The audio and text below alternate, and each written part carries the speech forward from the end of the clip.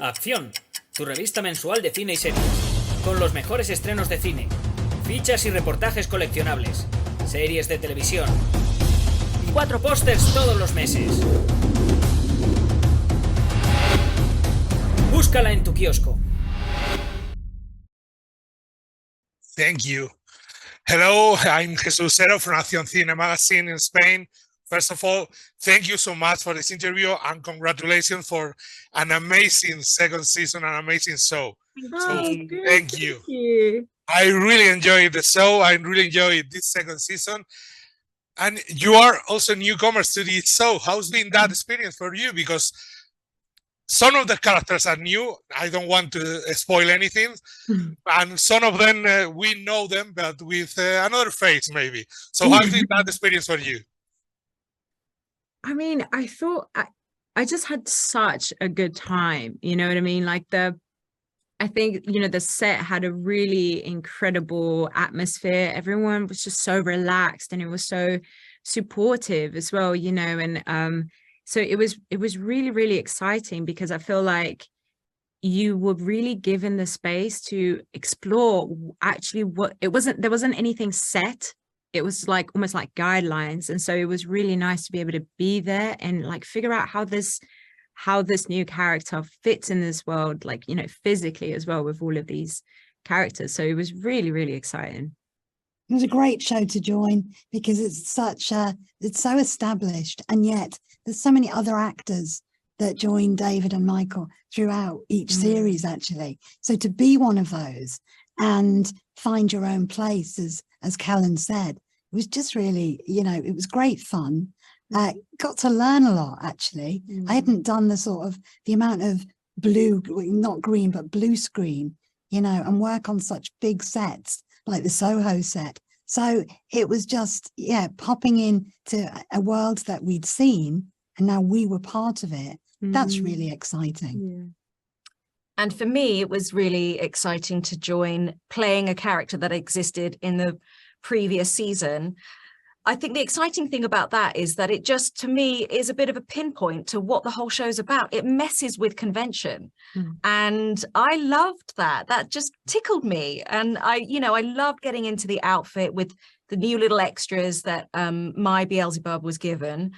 And I think it was just such a pleasure to jump in with such a talented bunch of people from across the board, from obviously the writing and the acting. But as you said, the set design and the costume, the amount of detail and care that went into this show, it feels like it's, fantasy at its highest attainment. Yeah, really. I also had the feeling with all the characters that we have, with you, we have angels and a demon, but there's also a human side to it. And this time we can see how hell and heaven interact with humans a lot more than in the previous season. So how's been that? Because we can see the angels become police officers, and it's really fun to watch.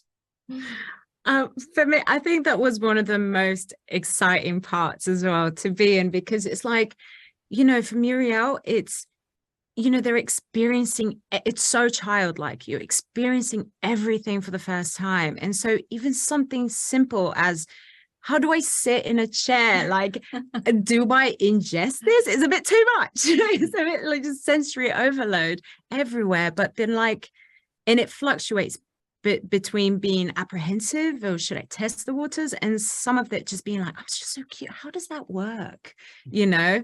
And it might be something simple like a book. It's like, oh my God, this is what they're like. I've read about these things in the scrolls in my office, but to interact with it, it's just really exciting. So yeah, it was really fun. And then Saraqael, they've done it before. They've been down to earth many times, many hundreds of times. So they're really jaded. It's like, oh, here we are on earth again. You know, would really rather not go. That's why we send Muriel, really. So I don't have to do it. And it's, you know, so when I do have to go, it's like, bit of a bore. Bit of a bore. Yeah. But we've got a job to do. So But that human interaction, interacting with humans, is like, it's where a lot of the humor comes from, doesn't it? And there's a sort of naivety to it, even if they are very well experienced with it. There's that sort of lack of understanding, which makes it really quite sweet, I think. I also think that your characters thinks that they are above humans, but they are more human than they want to admit, right? 100%. Yes. I think that's why we connect with them so much. Often we're asked, what do you think the fans love about the show? And I think in one way it's because, we have these fantastical fantasy characters in some ways, or characters that we've grown up with, heaven and hell, angels and demons, but they're so human and they've got such heart, like the show, that really we can identify with them, whether they're an angel or a demon, I think. It's a very clever concept, isn't it, to have the fallibility of these larger than human life beings. They're all fallible. And you mentioned before the Soho set, this place that has been built from scratch, a corner of the Soho in a set. So how has been exploring this place? Because from the outside it looks amazing, it looks real. So how's been that for you? Oh, it was real. I tell you, Jesus, it was real. Yeah. I remember sometimes I would just, like, instead of going to the green room, I would just like hang out on set and then make sure I'm not on site, obviously. But then everything, like, when you go inside these shops, like the magic shop, and just the amount of detail in there was just like, and somebody did that. Somebody spent time and effort creating these and, making them real. And so it was just such a privilege to be able to be there. Like an art installation. Each set. It was beautiful. But, and then the sort of technology side of it as well, not just the green and blue screens, but also the big LED screens where you've got the filming, to be able to see the car going at top speed through, up and down Regent Street, which we would all love to do. But, using that big LED, did you see that LED screen in use? That was a real, like, whoa, for me. It was like, okay, so now we don't have to go to location. You send a drone to do that, or whatever they do. I'm sure they send a crew. I don't know. And then you just come and do that, whatever, amazing. But, drive a little bit better. Yeah. Driving on the wrong side of the road. Drive like that, 100%.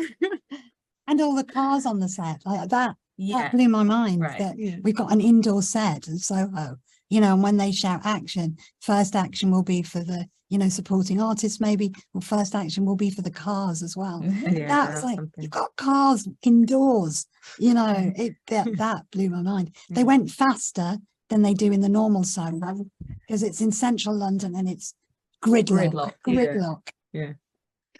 I also had the feeling that the sets where we met your characters at the beginning, heaven and hell, so to speak, define who these characters are, right? They told us who they are. How's been that for you as an actor to play, to know that where you are is going to define who your character is?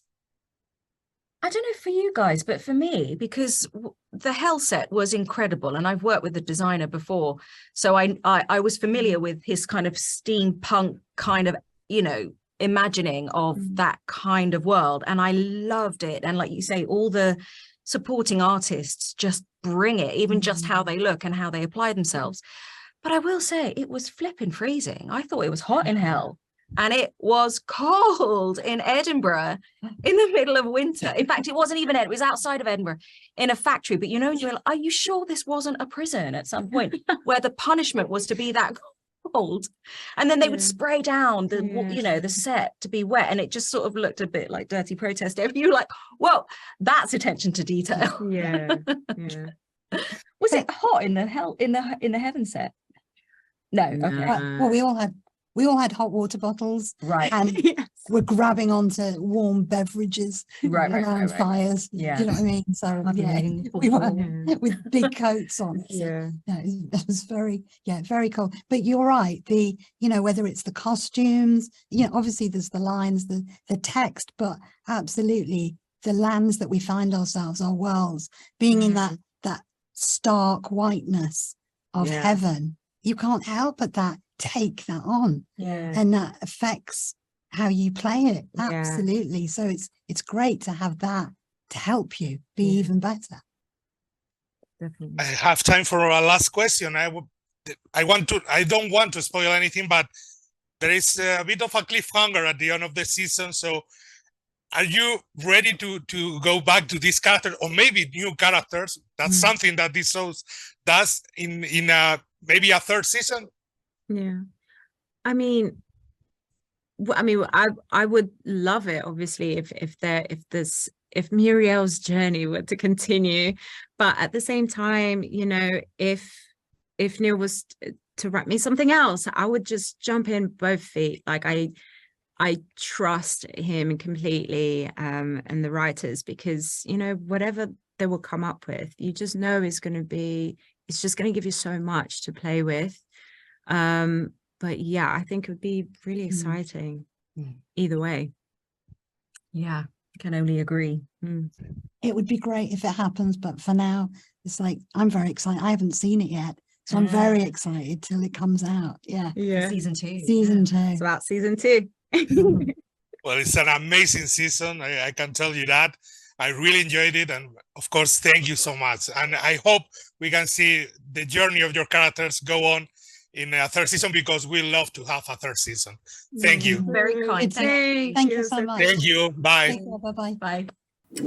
Acción, tu revista mensual de cine y series, con los mejores estrenos de cine, fichas y reportajes coleccionables, series de televisión y 4 pósters todos los meses. Búscala en tu kiosco.